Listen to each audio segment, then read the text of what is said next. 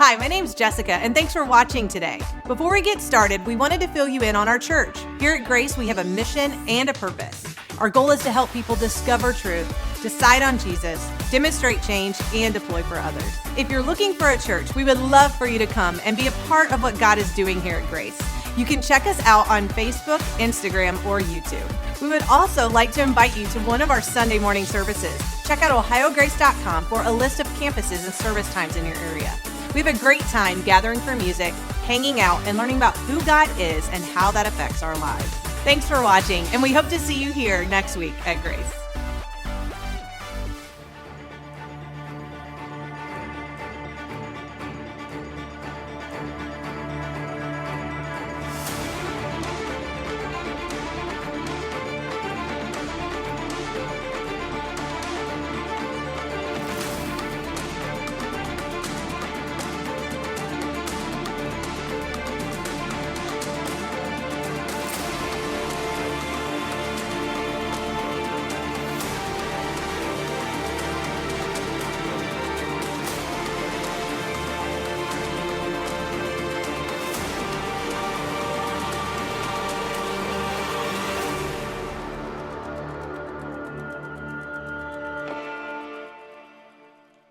Well, since Christmas, we have been diving into the book of Luke, and we got three more weeks. All right, think you guys can hang on? All right, you good? Okay.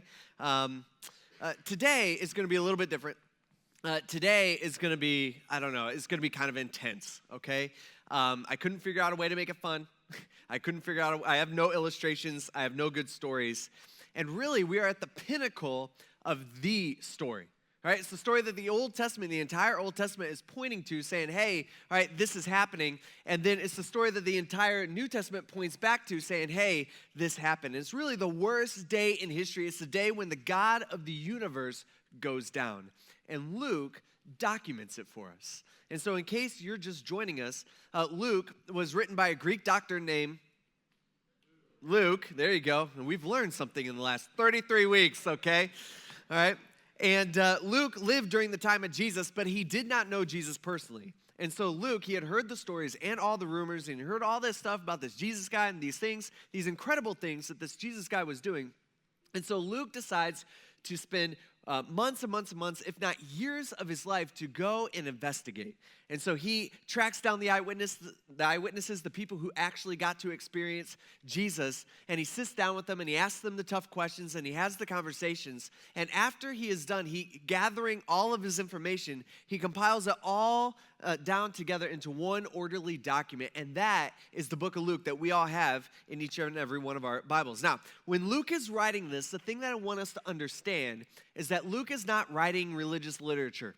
Okay, that's not his plan. That's not his thing. All right, he's not writing this going, man, I hope someday this makes it into the Bible. That'd be sweet. Like, that's not what he's trying to do. What Luke is doing is he is simply documenting the life of a man who claimed to be God. Right, and a man who, as we look back over the last 2,000 years, we can see clearly changed the entire world. And so he tells us that right at the beginning of his account. If you remember this, all the way back to like the mid-December, you guys can think back to that with me, all right? This is how he begins this document, all right? This is the first word of the first verse. He says, many, all right? He says, many people. He's like, I'm not the only one doing this, all right? This isn't once upon a time or some fairy tale or something that happened in some galaxy far, far away. He says, no. Many people have undertaken to compile a narrative about the events that have been fulfilled among us. This stuff didn't happen like in some secret dark corner somewhere. All right, this stuff, he's like, it happened all around us, all right? This happened during my time when I was alive, just as the original eyewitnesses and the servants of the word, that's Jesus, handed them down to us. He says it also seemed like a good idea. I don't know, like a good idea to me, since I have carefully investigated, all right? Luke's not writing another Bible story that you could tell your kids when you tuck them in, at bedtime at night, all right? No, he's documenting historical events. He's saying this is the story. As he's already carefully investigated everything from the very first, that's his point, is to write to you in orderly sequence. Right? He's not telling us just to suck it up and have faith. You're good to go. That's not what he's saying to do. No, he's giving us something to anchor our faith to. Right? Real life stuff. Right? Actual historical events. And so that's what we've been studying for the last 33 weeks. All right, it's the longest series that we've ever done. It's taken us way longer than I expected when we started this out back in December. But we got 3 weeks left. But we're at the tail end of Luke's document here. And so the last month, we've watched the story, and we've watched all these things. We've heard the things that Jesus has had to say. We've seen the things that he was doing. And we watched Jesus ride into Jerusalem as a king on a Sunday. And he spends the majority of his week really disturbing the peace, all right? That's what he's doing. And the Jewish crowd loves him, man. But the religious people, they hate him, and the Romans who are in charge, they are indifferent to him. And so Jesus, he spends all week teaching publicly in the temple area. All right, many times what he's doing, he's actually teaching against the religious leaders, and as you can imagine, they don't appreciate that very much. He has already publicly shamed them. He has publicly offended them. All right, he has hurt them financially. Remember, one of the first things he does when he rides into town on Monday morning, he goes up and he clears out their little marketplace thing that they have going on in the temple. He's like, this is not what the temple is for. You guys are cheating people in God's place. Like, this is messed up. And so the religious leaders, they've had enough and they want him dead. The question is, how? It has to be done secretly, because Jesus is really, really popular, and they know it's going to be difficult, but he's got to go. And so they get an inside man, one of Jesus' own best friends, and his name's Judas, and he was going to show them when the best time to arrest Jesus would be, the time when the crowd wasn't there to protect him. And that's exactly what happens. Jesus goes out to pray in a nearby garden. It's Thursday night, like late Thursday night. He's got a few disciples with him, and Judas knows this moment because he knows Jesus' pattern. He's been with Jesus for like 3 years at this point, and the crowd has gone home, and Judas and the religious leaders, they send soldiers in to arrest Jesus. And actually, John, who is there, he's actually in the garden that night while Jesus is praying. John's actually sleeping, all right, not cool, but that's what he's doing. He's supposed to be praying, and Jesus has to wake him up like 3 times, all right? But John, he also documents Jesus' life, and he's an eyewitness. Remember, he was there. This is what he says happens. He says, so Judas took a company of soldiers, this is in John 18, right, and some officials from the chief priests and the Pharisees, and they came there with their lanterns and their torches and their weapons. Can you picture this, okay? All right, can you picture it? I want you to try to picture it, okay, people? You good? I'm getting no response, and I'm looking right at you guys, okay? I'm like nothing. I'm like, man, this is late night last night. I don't know what happened, all right? And so there's this mob that comes in as Jesus is trying to pray. There's a couple disciples sleeping over in the corner, and they got their torches and their weapons, and Jesus, knowing everything that was about to happen to him, he knows what the next 15 hours is going to look like. And he knows he's about to be killed. He went out to them, and he said to them, he says, hey, who are you looking for? Okay? Even though he knows. And they shout back, they're like, we're looking for Jesus of Nazareth. Are you him? All right, we're looking for him. We're here to take him away. And Jesus says, I am he. And Judas, who betrayed him, was also standing there with them. And then John tells us, because John was there and he's seeing this with his own eyes, he's saying, when Jesus told him, I am he, all right, he steps up, he says, I am he. It says they stepped back and they all fell to the ground, which has got to be one of the coolest things, all right, that Jesus ever did. They fall. All right, he says, I'm the one. And really what he's saying here is he's actually saying, I am God, all right? That was a word for God. That was the name for God, I am. And they fall. And by the way, you will too someday, okay? You got 2 options with Jesus. You only got 2 options. You can bow or you can bow. It's the timing that is everything. And so for you, you might decide to surrender your life to Jesus now, which is cool. I suggest that. Okay, I'm just saying, I've done that myself. And what he does is he promises to take on your sin debt, and he flat out pays for it. All right, he takes care of it. All right, why is that a big issue for him? Well, because God is perfectly just. And because he's perfectly just, he has to punish wrong. When we do wrong against God and when we rebel against God, it has to be paid for. That is right for him to do that, and he has to, because he's not just kind of just, he is 100% just. And so here he's saying, if you give your life to him, he will flat out pay for everything that you've ever done wrong. But if you're stubborn and you want to control your own life, as if you even can, and you die without surrendering to Jesus, the Bible says you will bow, and then you will pay for your sin, separated from God for eternity. That's the reality. That's the reality that every single one of us is faced with. And so these guys, they fall. All right, not willingly, but because of the power in Jesus' words, all right? Jesus, I just want to point out, is not some helpless martyr who's like, oh no, they're coming to get me. Oh, I guess it's over. That's not what's going on here. All right, he knows exactly what's going to happen, and he's not like stuck by any means. In fact, Peter, who's there, he like whips out his sword. He's like, all right, Jesus, let's do this. We're gonna fight. And he goes, as Mike told you last week, he goes and slashes off a guy's ear. And what Jesus tells him, Jesus actually looks at him. He's like, I don't need you. He's like, I could have 12 legions of angels come down and just like obliterate everybody if I wanted to. All right, that's not what I'm going for here, Peter. And so here he is. This is all powerful. I mean, this is the all powerful Lord of the universe who's allowing himself to be arrested. And he allows these guys to take him. And all of them at this moment, they're all scattered on the ground. And he asks them again. He's like, oh, excuse me.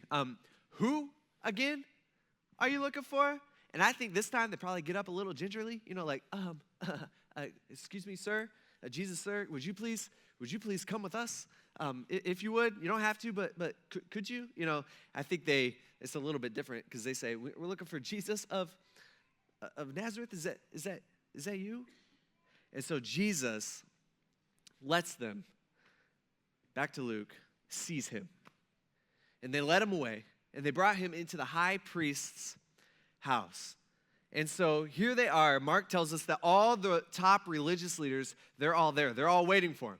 And they had never been able to separate Jesus from the crowd before. And so for them, this is like dream come true. Finally, they have Jesus right where they want him. But they do have a couple of problems. Number one, they rushed to arrest Jesus, and when they hear that Jesus is alone in the garden at night, right, and they get him arrested, cool for them, but they have no charge. And that's an issue for them. See, Jewish law required that they have 2 witnesses before they could convict somebody of some sort of crime. And so here's Mark and Matthew. They actually tell us, right, that they get the religious leaders get a bunch of guys to start testifying against Jesus, saying, hey, I saw Jesus say this, or hey, I heard him say this, but nobody actually really agrees. And so their issue is they can't find 2 witnesses that actually are saying the same thing. And so it's interesting, after a few hours of having these guys all accusing Jesus, they're all saying like different things, and the trial actually starts to fall apart quickly. And they have no witnesses, and they have no charge. And all Jesus has to do is remain silent, and the trial's over, right? It is done. And in a desperate attempt, the high priest point blank asks Jesus, he says, if you are the Messiah, just tell us. Now, we've talked about this word, Messiah, before, right? We know what that means? Most of us, okay? All right, Messiah is just an old word for the word Savior, all right? That's what that is. And in fact, the entire Old Testament is pointing to somebody who is going to be the Savior, not just of the Jewish people, but really of all mankind. And we see this all the way back at the book of Genesis, like all the way back at the beginning when sin enters the world and it becomes a problem because God, again, being perfectly just and perfectly holy, he cannot be with sin, which is a problem for us. And it has to be paid for. And so we see this all the way back in the book of Genesis, that God's saying, hey, I'm sending someone to you who is going to fix this problem. And this person was referred to as the Messiah or as the Savior. And so here they are, generation after generation after generation, right? The Jewish people have been waiting for this person and supposed to be looking for this person who God referred to as Messiah. And here they are, they have him in their grasp and they're missing it. And so they ask him, they say, do you claim to be that guy? Do you claim to be the Messiah? Tell us. But Jesus said to them, he says, if I tell you, he's like, you're not going to believe me.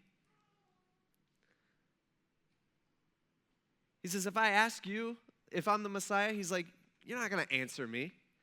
And then I think Jesus pauses. And Jesus knows that his next words, he's either going to live by or going to die by. And he looks at them in their eyes, and he takes that step, and he says with confidence, he says, but from now on, the Son of Man, meaning God, will be seated at the right hand of the power of God. He's referring to himself here. Basically, this is what he's saying. And all the Jewish people there, all the religious leaders, they totally get it, okay? Basically, what Jesus is saying is he's saying, I am the Messiah. I am that Savior. And just so we're all clear, you might be judging me now, but someday I will be sitting on my throne in heaven, and I will be judging you. And the religious leaders, when they hear this, they can't believe what they're hearing. And they flat out, they ask him, and then they're like, are you serious? Did you just say what we think you said? Are you then the Son of God? Are you claiming to be God? And he said to them, he says, you say that I am. And when that happens, they are furious. In fact, the high priest, who's like the main judge, he like rips his clothes, and they start shouting. They're like, why do we need any more testimony? They're saying, we don't need any witnesses anymore, all right, because we have heard it ourselves from his own mouth. And they get the conviction that they needed because Jesus gives it to them. And what's crazy about this is what I was thinking about this week. What's crazy is that these guys, they know their Bible, man. All right, they know their Bible better than you do. They know their Bible way better than I do. They know their Old Testament. They got books of the Old Testament memorized, okay? I find it difficult to memorize like a verse, okay? That's just me. It's just not my thing, all right? But they got like books of the Bible memorized, and they did all the right stuff. They followed God's rules to like a T. Like they were all about the way they looked and doing good things, and they think they have God's back. And so here they are convicting Jesus because he is claiming to be the Messiah and the Savior that they're supposed to be waiting for, and he's also claiming to be God. And they're convicting him without ever stopping to consider that he might actually be telling them the truth.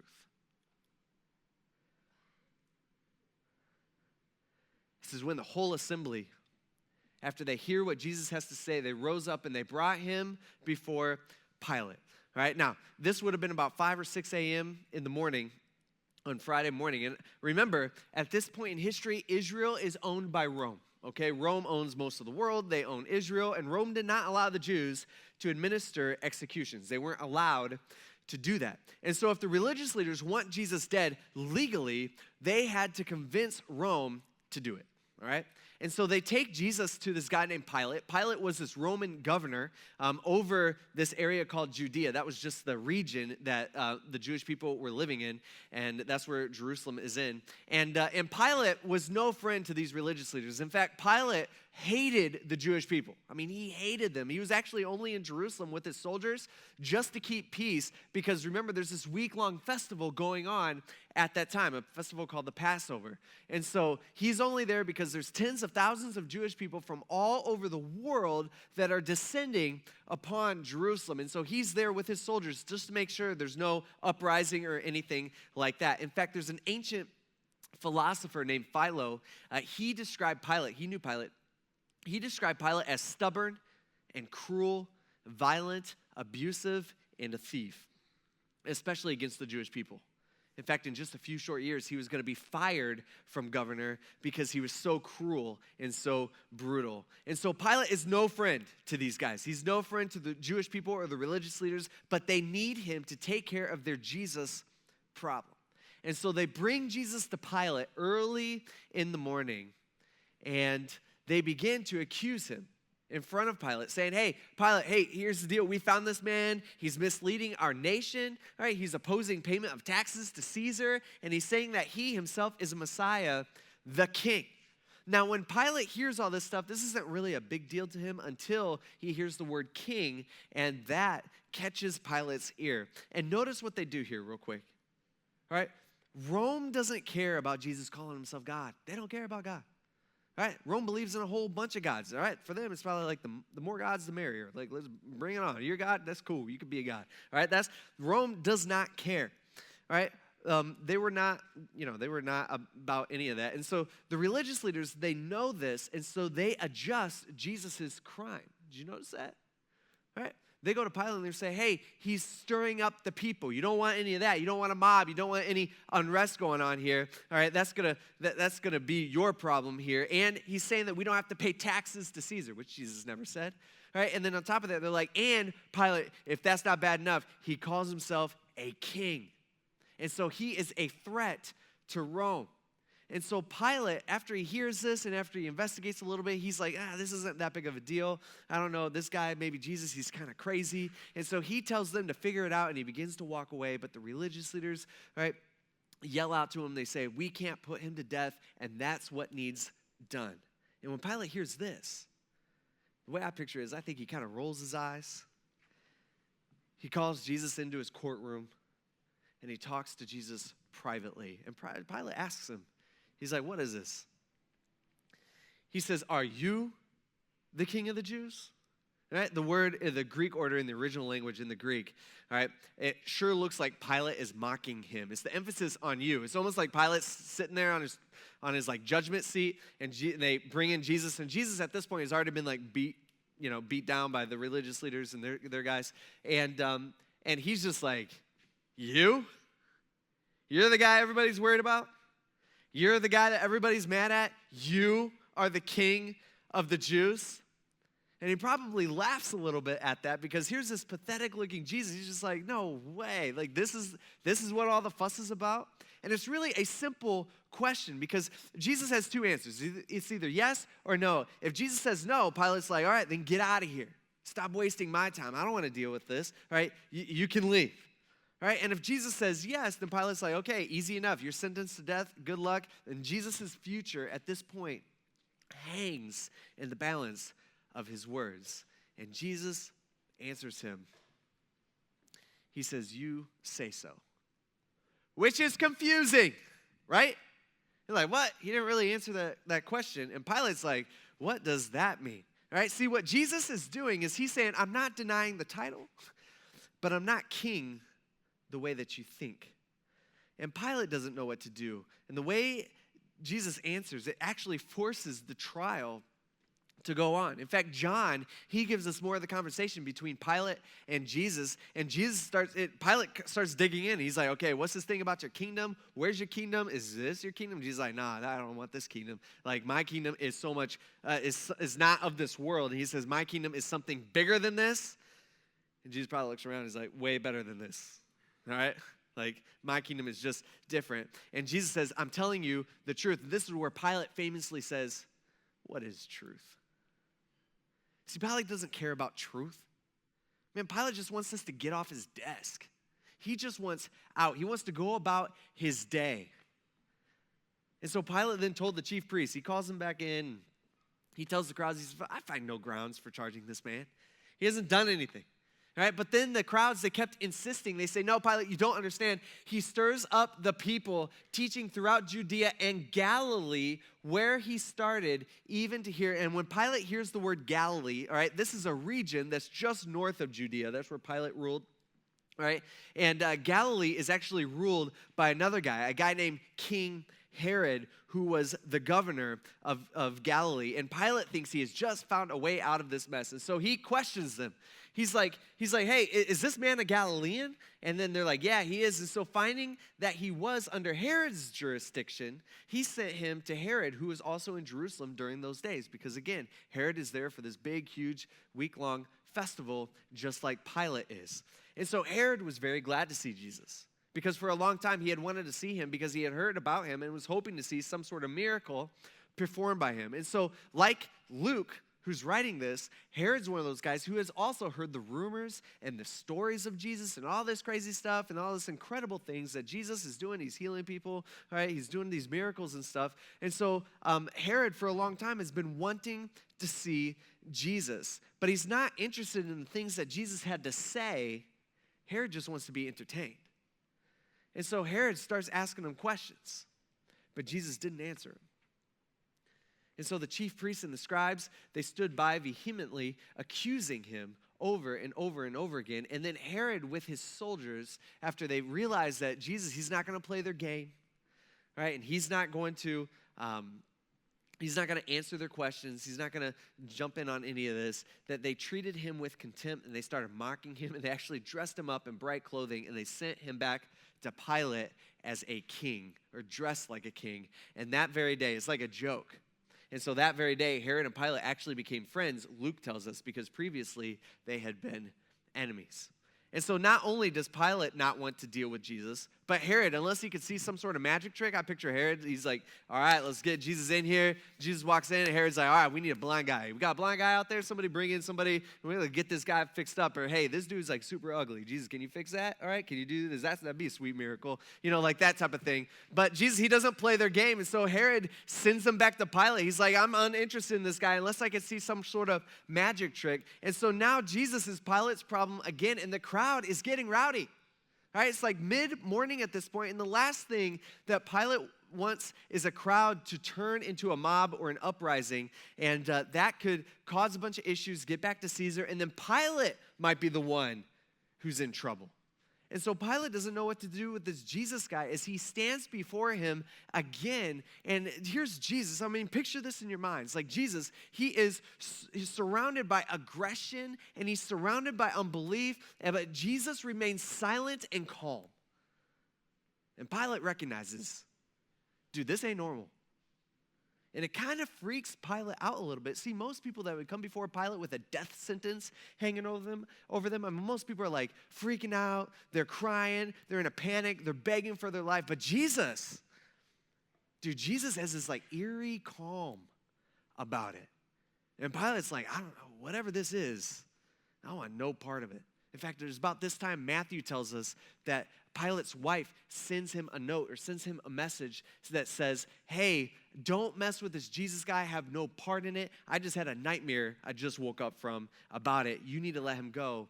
He's innocent. And so that freaks Pilate out even more.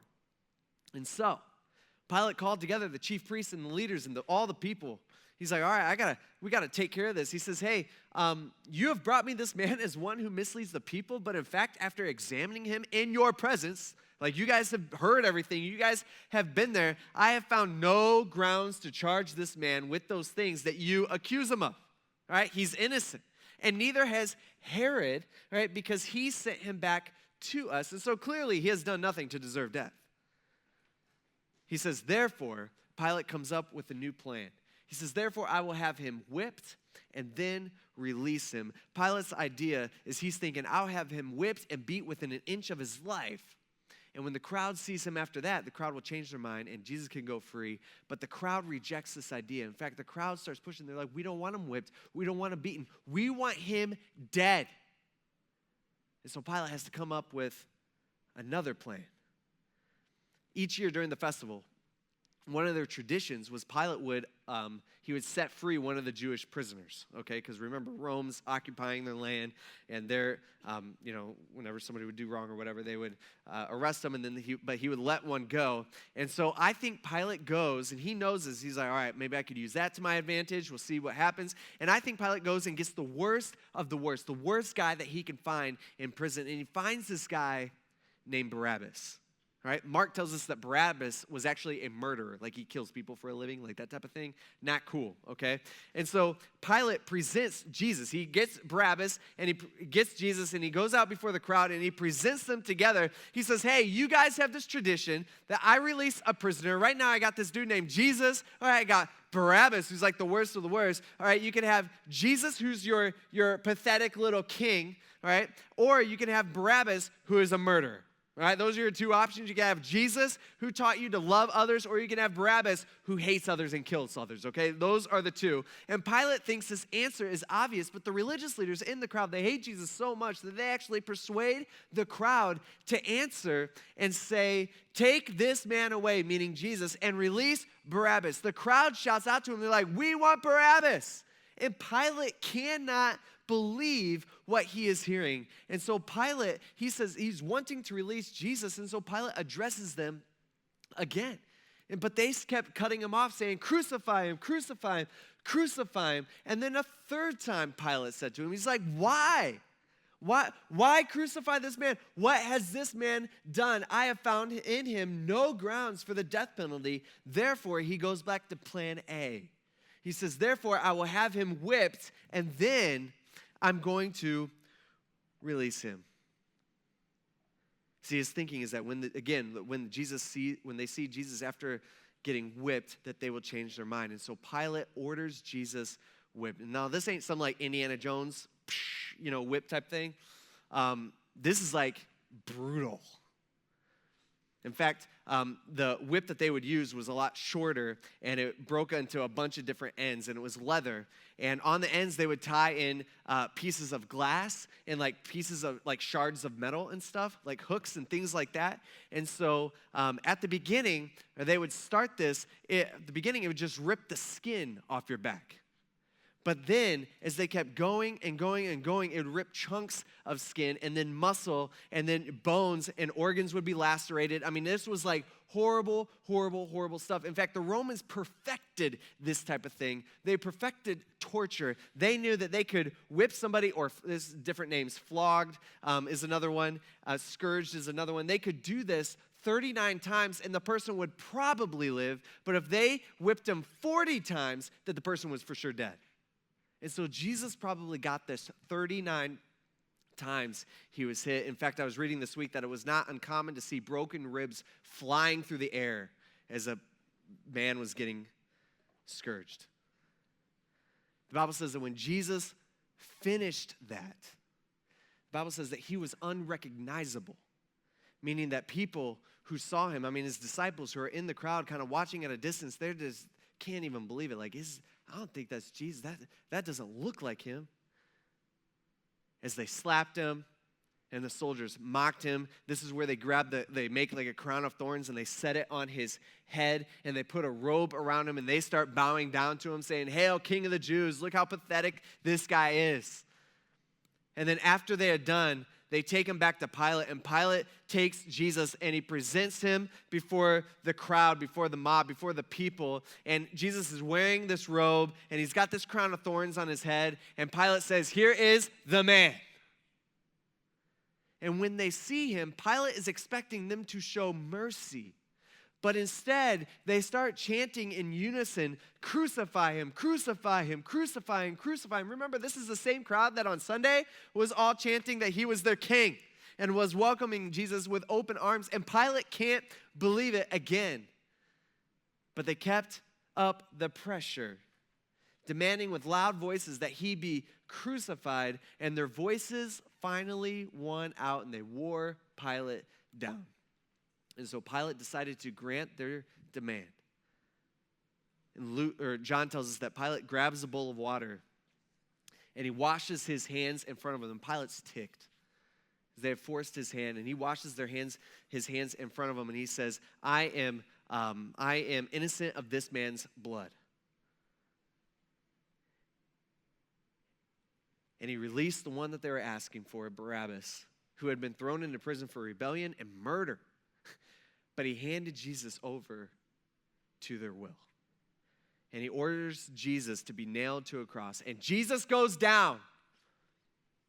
And Barabas goes free. Can you imagine what it was like for Barabas? I don't think we think about Barabas much. I don't.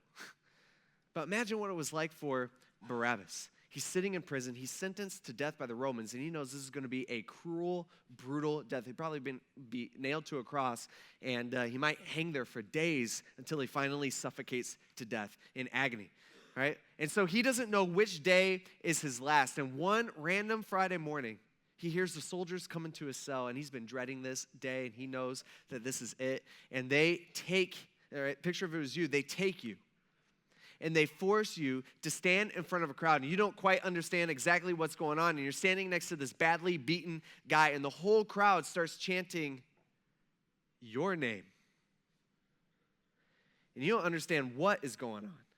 And the judge is standing there, and he declares the other man as completely innocent. And then the judge gives them the option, the crowd that you don't know, and he gives them the option saying, "Hey, do you want Jesus who is innocent, or do you want this low-life scum Barabas?" And the crowd picks you to set free. And the crowd demands that the innocent guy gets nailed to your cross. How do you think he felt?